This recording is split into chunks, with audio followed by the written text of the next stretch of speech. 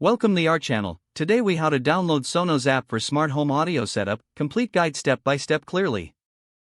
To download the Sonos app for your smart home audio setup, start by ensuring your smartphone is connected to a stable Wi-Fi network. Open the App Store on your device. If you have an iPhone or iPad, locate the App Store icon and tap on it. For Android devices, find the Google Play Store app and open it. In the search bar at the top of the screen, type Sonos and hit search. Review the search results for the official Sonos app.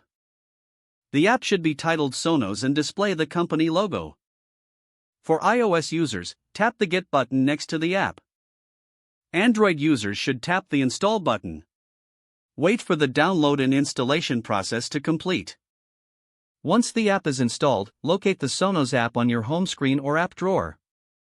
Tap the Sonos app icon to open it.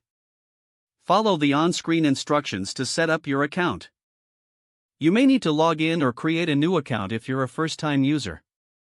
Once logged in, the app will guide you through connecting your Sonos speakers.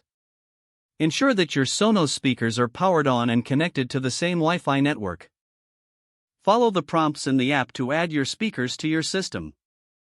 After adding your speakers, customize your audio settings as desired. Now your Sonos app is fully set up, allowing you to control your smart home audio system conveniently. If the page does not load, refresh the browser or try again in a private or incognito window. Make sure you are using the correct email address, then retype it carefully to avoid small typos. If your password is not accepted, use the reset option and create a new strong password you can remember. Check your spam folder for verification or security emails, then complete any requested confirmation steps.